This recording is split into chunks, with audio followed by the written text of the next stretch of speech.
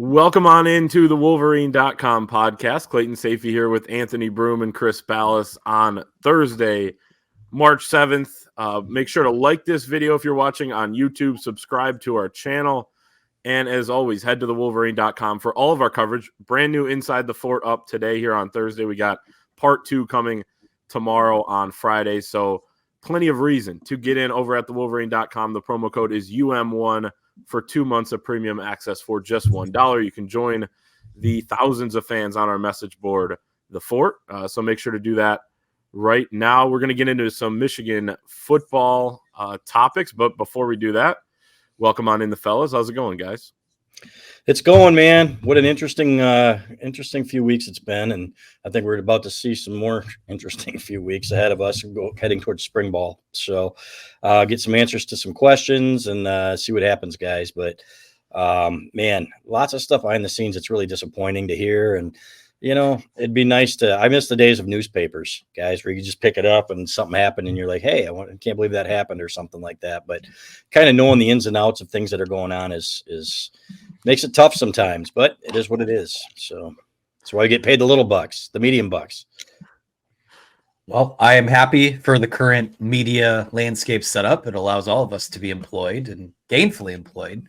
But yeah, this basketball season is crawling to its needed finish. A lot of discussions, a lot of things need to be had upon the conclusion of this season, of course. And then spring ball is 11 days away now. So we're slowly had the slow, long transition out of the national title into Sharon Moore, into the end of basketball season, into spring ball. So things have calmed down to a certain extent, and then other fronts, maybe waters are a little choppy, but yeah, good to be back. Let's start with some Michigan football, and with this, ESPN comes out this week with grades on each and every team that's ever been ranked in the college football playoff rankings. Michigan checks in 5th among all of them with an A grade behind number 1 Alabama, number 2 Clemson, 3 Ohio State, and 4 Georgia. And if someone would have told you this in 2020, when everyone's got a mask on and there's nobody in the stadiums, you would have said you're crazy. But Michigan has closed out the 4-team college football playoff era on an absolute bang. I mean, they've kind of owned the playoffs, winning it last year, going to 2 straight before that. They're the only team that's been in the last 3 of the 4-team. Now it expands to 12. It's probably going to expand to 14 or beyond in a couple of years after, this next year being the first with 12. But Michigan with an A, Oklahoma comes in 6th, LSU 7th, Oregon 8th, Notre Dame 9th, and Washington number 10. But, man, Michigan solidified itself as one of the big winners of the 4-team playoff era, despite not making it until 2021. Well, when you go 15-0, right? And when you are the Georgia or the Alabama, the elite team, then you deserve it. They were we've said this how many times, they trailed all year for like 30 something minutes. And most of that was against Alabama, right? So, which was obviously an outstanding football team, not as good as the Alabama teams of the past, but hey, you know what? You don't make apologies for that. So Michigan is, I'll say this, that is the best team in Michigan football history. And to me, it's not all that close. I love 1997. That was a great football team. But when you go 15-0, guys, do you know how hard that is? There's a reason that I picked Michigan to lose a game, gasp, in the regular season, because it is so hard to go undefeated. And we've seen that. And yet they did it. And they went, not only that, but they went 15-0. They didn't trail. They won their tough games without their head coach. They put up with a bunch of bullshit that they had to, about sign stealing and everything else. And they came through unscathed. So very well deserved. That is something I will never forget. I'm starting to order my stuff now. Clayton came through and got us some magazine covers for the Wolverine.com that we get to hang on our walls that were oversized, and just can't wait, man. You know what? You get to relax a little bit and kind of enjoy here what they accomplished now that we have a little bit of downtime. It hasn't been a whole lot of downtime, but especially with spring ball coming up. But fellas, what a run, and certainly earned their spot. Yeah, I mean, what is harder than going 15-0? Moving forward, it will be going 16-0 or 17-0, and Again, I don't know that that's even going to be possible in this next iteration of college football. So yeah, I mean, in short order, they kind of, I won't say, I mean, to a certain extent came out of nowhere in 2021, but that 2023 team earned its way up the mountain. I don't think when you look at that last month of the year, outside of what was going on off the field, but just, going to Penn State, going to Maryland, playing Ohio State, the Big Ten championship game, the college football playoff. I mean, I don't know. Few teams have earned it the way that Michigan team earned it. And I mean, I haven't really poured through rankings. I haven't really sat down and thought about it all that much because we're still kind of coming down from what was, and time will be the best perspective on it. But, short of that 2019 LSU team with Joe Burrow and all those weapons on offense and all those guys that they sent to the league, and then that Georgia team that Michigan saw in 2021, I mean, I can't remember a more dominant, more impressive run to a national championship than this one that we saw Michigan did. So again, it's going to look a lot different moving forward with an expanded playoff that is only going to get bigger and is only probably going to get more stupid and more like an invitational if these conferences and TV networks get what they want. But the way that Michigan cut and dry just went out and handled its business this year, I mean, yeah, that's something that we're going to be talking about for a long time. And I don't think we'll ever see a Michigan team that's that loaded and that, flawless probably ever again. And Zach Zinter said that at the Combine over the weekend, where he said there will probably never be a culture like that again, just because of the way the sport's changing and the way that they had all these guys that wanted to come back instead of go to the NFL. I mean, and then you're sitting there at the Combine talking to these guys. It's like, yeah, Blake Corum could have been there last year. Trevor Keegan could have been there last year. Zach Zinter could have been there last year. And there were others. So they were able to come back and do that. There was a poll on our message board on Tuesday, and I'm looking at it right now, and it says, would Michigan 2023 beat Georgia, the 2021 team that Michigan lost to quite handily in the Orange Bowl? And 56.8% of Michigan fans, diehard Michigan fans, out of about over 300 votes, say that Georgia would have won that game. And then you look at ESPN as a ranking that came out before this year's college football playoff of the top teams in the CFP era. And actually, they have 2022 Georgia ranked ahead of 2021, number 3 and number 5, respectively. The 2020 Alabama team, which was loaded at 1, 2019 LSU is number 2. I do wonder when they do that next December where that Michigan team, where this last Michigan team will have ranked among all college football playoff teams or teams of all time. I mean, there are only I think 4 that went 15-0 during that era because most of them had the loss. Even 2021 Georgia loses that game in the SEC championship to Alabama. So, yeah, AB, you're right. Like, it'll just be interesting. I mean, we can have one perspective on it. It'll be interesting to see what others feel like with that Michigan team. But, I mean, it is one of the probably the best teams, I would say, in college football history. Not just Michigan. we aren't necessarily unbiased when it comes to that, right? So yeah, we're in a bubble, right? You watch one team exactly. Most of the time. But I will say that the 2021 Georgia football team was probably the best college football team that I've ever seen, honestly. And that's saying something, right? Given what we've seen these last several years and all the great Alabama teams there were. So the high-end talent on that team was just absolutely sick. And the way they just bullied Michigan and pushed them around, to me, was they were flat out dominant. So, and they did lose a game that year, but great teams tend to lose ball games every now and then. That's why I picked Michigan to lose a game before the season. Of course, I did pick them during the week to beat Penn State. And, you don't know. I mean, like, for example, we can make our predictions now, and we will in the football preview about what we expect to happen in the fall. But there are so many things that can change between now and then. Like I would, right now, if I say if Michigan gets a decent quarterback in the portal, or if somebody emerges unexpectedly, in my opinion, they're 9-3 and pushing for a playoff spot, as a floor.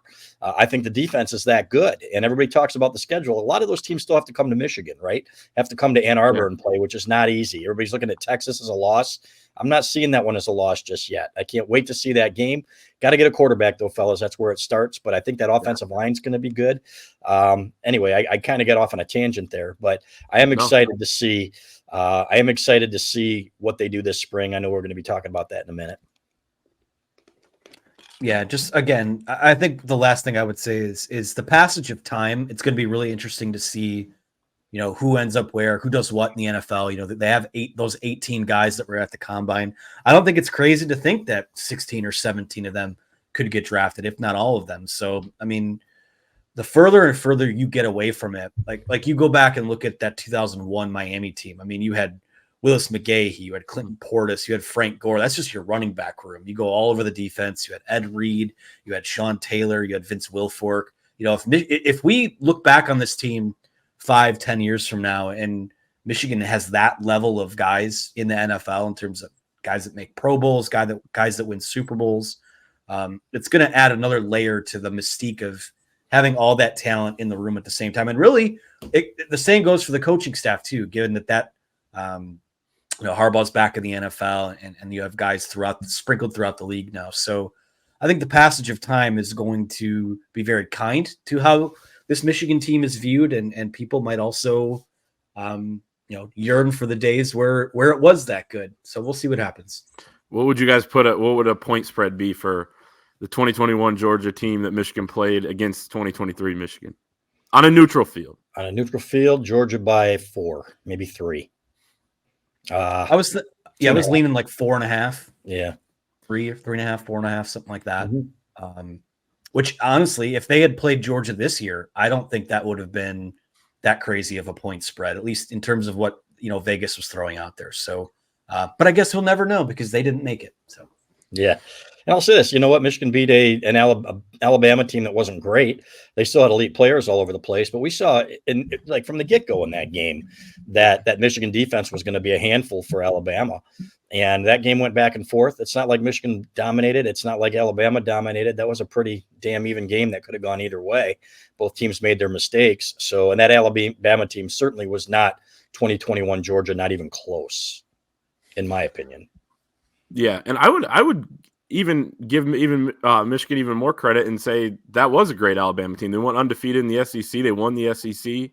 And by their standards, Clay, is what I'm getting at. They were a very, very good team, but by their standards, that was not a great Alabama team.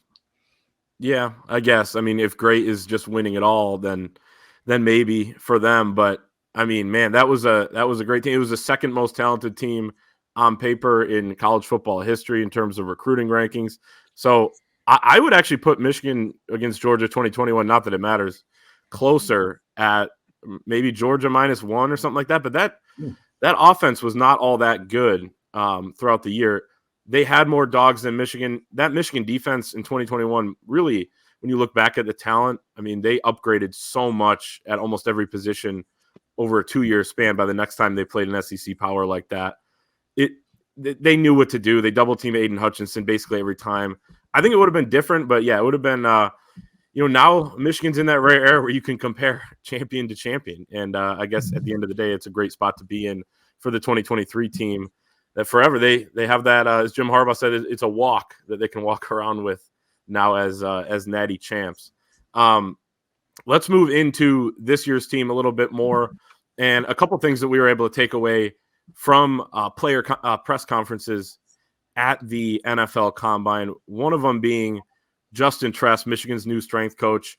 The players who were there obviously worked under him. He was at Michigan for 6 years before this promotion, just like Sherrone Moore. They came in at the same time, was there the entire time. Ben Herbert was there. Players definitely like him, his positivity, that he's built relationships with the players throughout the years. And then my favorite quote from Braden McGregor talking about what they got going on now under Jay Tress is turn up Saturdays, which are, and I'll read the quote. I know he's got these turn up Saturdays going on right now where the boys are getting lit in the weight room, shirts off, water bottles squirting, he said. And then that, I think, I would like a little more context there. That could be, what a scene you could start to envision there. But it seems like a lot of positive reviews. Basically every guy at the Combine got asked about him. And then Justin Tress joined John Jansen on his podcast earlier this week and talked a little bit about what they've got going on over the last several weeks since his promotion. Yeah, I'm envisioning an SNL skit when you say that, the water bottles and everything else.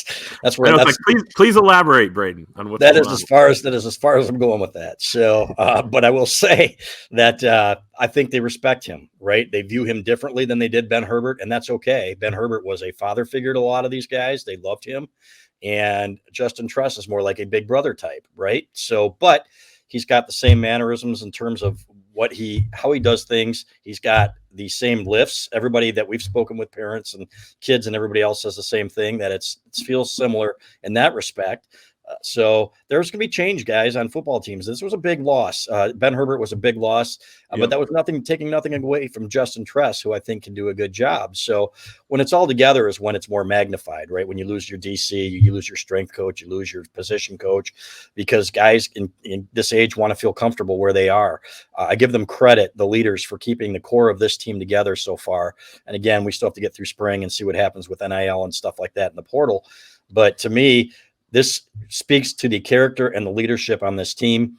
I am very interested to see who the other leaders are that emerge, because there aren't a whole lot of candidates. If you think about captains, right, for next year, I'm thinking, Colston Loveland's kind of a quiet guy. If you do an interview with him, you might get 500-word article out of it, right? Rod Moore is a no-brainer to me as a defensive captain. But who are those guys on offense? That's going to be something that's going to be big. That's going to have to emerge. So, but overall, to me, I like the fact that there was some cohesion there. I don't always agree with promoting the next guy, just promoting the next guy and making, the lazy hire. But in this case, I think it was warranted and it needed to be done.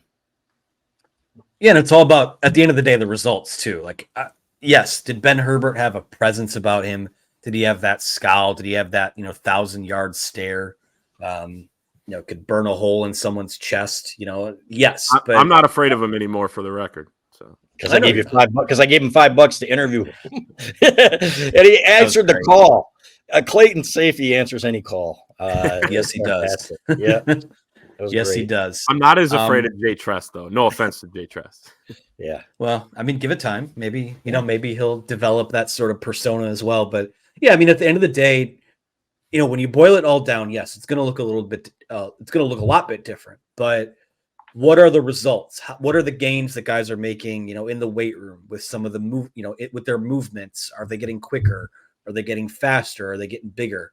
That, at the end of the day, it is going to, that's everything. As long as you can maintain that, and they've got Abigail O'Connor there again. They speak, a couple guys spoke about how important she is in that program in terms of getting guys' bodies right, making sure they're putting the right type of foods in, depending on what their needs are.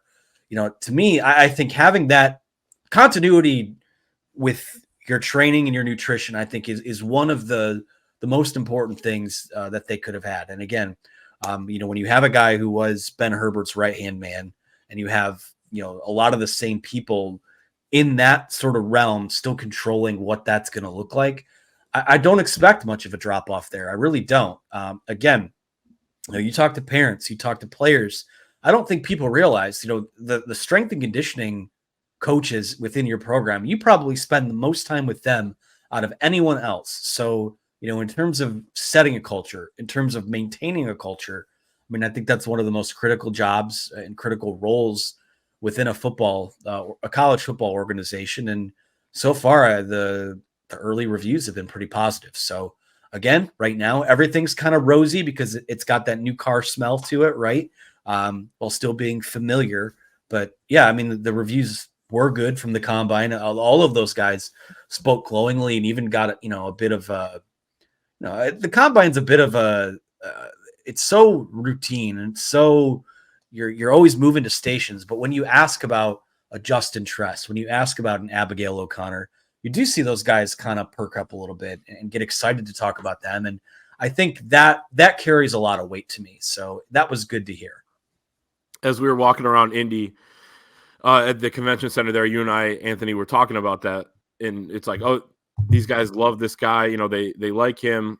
But as you said, the results are going to be what really speaks to it.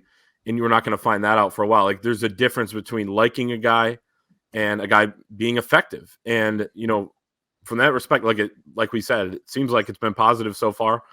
But as you astutely point out, the results are going to be what matter there. He did talk with John Jansen about the first training session he had after Ben Herbert moved on. And as we talked about on this podcast weeks ago, after Herbert's departure, a lot of these kids were pretty upset, pretty hurt by that. And there's good reason why. When I was walking around the field and we were down there after the Rose Bowl and you're watching these guys celebrate, I was kind of following Ben Herbert for a little bit as we were walking out towards the stage. And every guy that stopped by, I mean, it was extremely emotional because of the hours that you mentioned, Anthony, that they spend together. I mean, a lot of the work is done with Ben Herbert. So now that's going to be with Justin Tress. He has big shoes to fill. The other thing that I took away from the combine, and then you kind of listen to these guys and Grant Newsome speaking a few weeks ago, is I'm all in on the Greg Crippen hype now heading into spring ball. I think he's going to be a really good replacement at center if that's the direction that they go. And you hear from guys that he was always in the film room. Heard that from Carson Barnhart, how they would walk by and he'd still be in there. Grant Newsome said the same thing. So I think that's a good place to start when you have a few guys on the interior of the line that you can really, that really you can work with. And then you go from there. You try to find some tackles, and the portal is going to be big potentially there. They're hungry, right? Miles Hinton's going to play somewhere. Yes. Josh Preeb, I think, is a great addition. Our Doug Skeen kind of compared him to Zach Zinner. No, we're not saying he's the next Zach Zinner, blah, blah, blah, blah, blah, but we are saying that he's got some of the same mannerisms, right? And this guy is going to be a great fit, in my opinion. Gio El-Hadi, I've been waiting to see more of forever. As much as I love Trevor Keegan, you know what? Gio, when he got out there, looked like he was getting ready to kill people at times, which is a good thing on the football field. So I like that.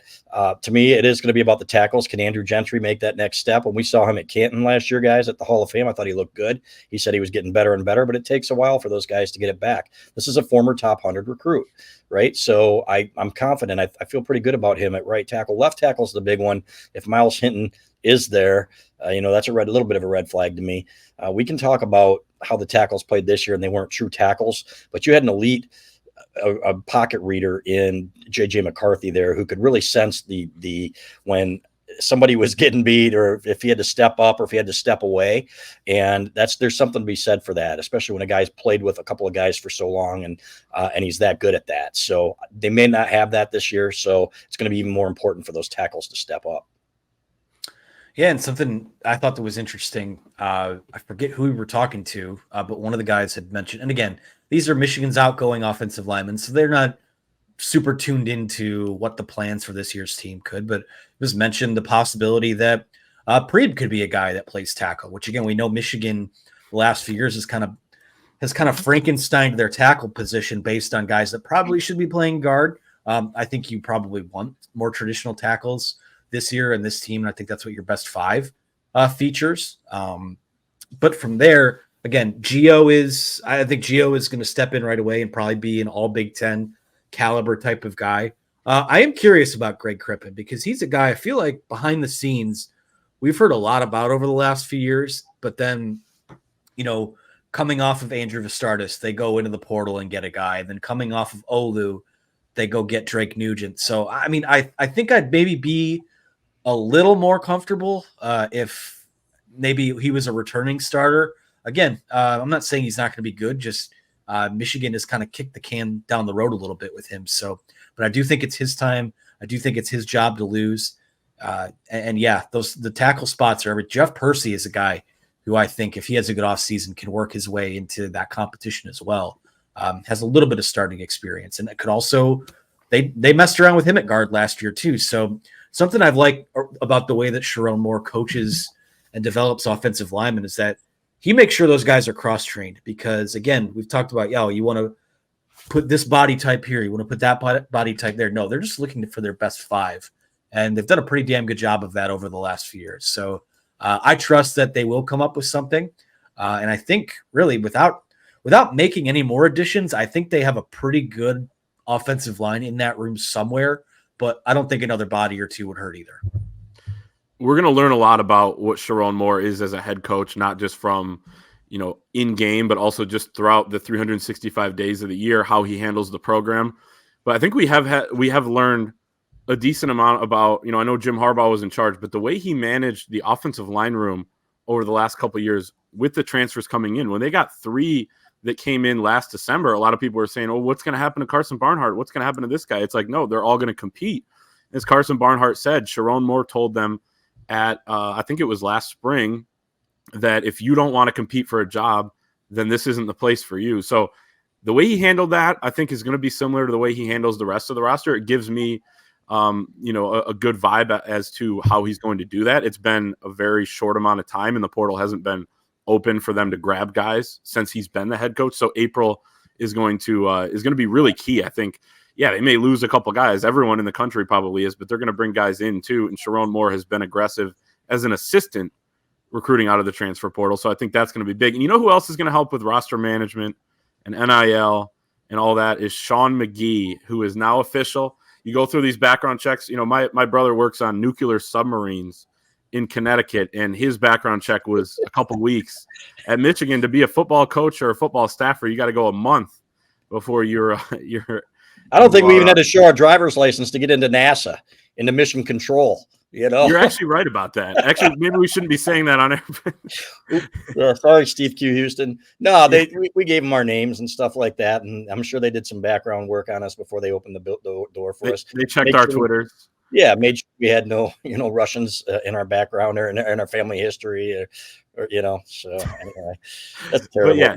But anyway, we're tongue in cheek there. But Sean Magee's official. A lot of the other hires are official that we've talked about. Haven't talked as much about Sean Magee. And this is another thing that, right, we're going to, in a year, we're going to know a lot more about what Sean Magee's impact is. He comes back to the program after 2 years as the chief of staff with the Chicago Bears. And I know somebody who worked closely with him at the Bears, and they talked about how good of a job he did, how positive he was. His family was around, that they liked having him around. And then a coach who coached at Michigan, while Sean Magee was at Michigan, said he did everything behind the scenes during that time before seemed like maybe a little bit of a falling out between with Jim Harbaugh, before the Orange Bowl in 2021.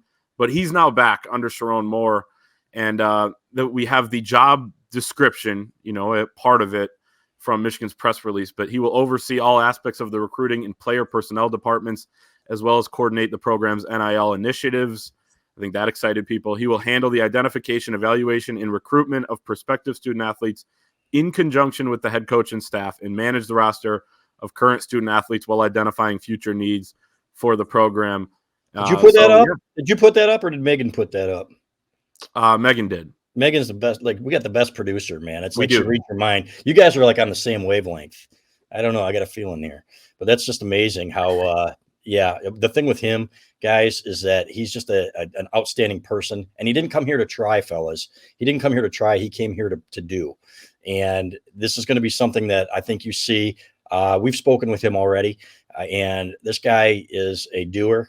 He is somebody who has got a plan before he was even officially hired to improve Michigan's NIL. And let's make no mistake about it, it still needs to improve. There's no question about that. But kids need to know what am I getting? It's not like Alabama, where the first thing they said, if I'm staying, this is what I need, because the culture here is so strong. The reason, right, that Nick Saban left. Yeah. Okay. But the deal here is that he was brought here for one job. It's long overdue. This should have happened. This should have happened really a year and a half ago. I can't think of a better guy to do this job. I hope I am proven right. Yeah, he's here to kick ass and chew bubblegum, and he's all out of gum. So it's a good. I think that college football GMs are the wave of the future, and a lot of programs have them already. But I think you're going to see that kind of explode over the next few years. So good on Sharon Moore for identifying that. I mean, I know they posted this job publicly. I don't think he was ever going to anyone else. So, and I believe he was in the mix for the same gig at Oklahoma, and they're still trying to fill that position. So It goes to show you like how hard it is to not only, have that within your program, but then to have a guy who's qualified to do it. It just goes back to it's good. You trust. I know a lot of people have been sort of uncomfortable with not getting the band back together, but you elevate JB Brown, you hire Steve Kasula, you bring back Sean Magee. I mean, to me, a lot of that, if it had been any other coaching staff or any other operation than Jim Harbaugh's that they had previously worked in, I may have been a little skeptical of that. But knowing how that thing ran the last few years, and what it takes to succeed and help build a program into what they ultimately became over these last few years. I mean, the fact that I really do think that Sharon's done a really good job of surrounding himself with people that he knows can help him get the job done, while also, it was a need by necessity, you had to overhaul the defense, but you've also got some new blood and some new voices in there too. So again, there's still a few more background checks that still have to go through. Probably will go through around the same time of Devin Gardner's red shirt, which I think we're still waiting to hear on. But I think it's been once the bluster of the Jim Harbaugh departure and all of that cooled down, I really do think that they did a pretty good job keeping this thing intact while building towards the future. Build back better. Jeez. What? What? I'm laughing. Brad Hawkins also back. I like that move as a GA. Yeah, he's a good kid. I like him. So we'll see. We'll see if these guys can coach, man. That's the thing, right? We can like everybody all we want to. What it comes down to is how good are these guys as coaches? You're replacing guys, let's be honest, like Rick Minter and Doug Mallory, who had years and years and years of experience with guys who have very little experience. And there's something to be said for that. So, but it's going to be a very young staff, and there's going to be some learning going on. And that makes me a little nervous, I'll be honest. And that's why, when I said Sharon was the continuity hire, and if you keep everybody here and the Ben Herberts and everybody else, I feel a little bit better about it. Not because it's anything personal, but because he just doesn't have a ton of experience. And experience matters, as we've seen in this profession. John Beilein, as I've said many times, wasn't John Beilein until, after years of experience and trial and error and everything else, to the point that he could see a game and in the first 5 minutes, the first 2 minutes, 3 sets, knew what teams were running against him and can make adjustments. Is Sharon Moore going to have that benefit? I love what he did when he was here. Don't get me wrong. But I just felt the best, and I'm still all good with the hire. Don't get me wrong. He earned his opportunity and kept the team together, at least so far. But there's a lot of pressure on him as a young coach. So I wish him all the best. I think he's one of the best people I've ever spoken with in terms of assistant coaches and being a good guy. I've never heard anybody say a bad word about him.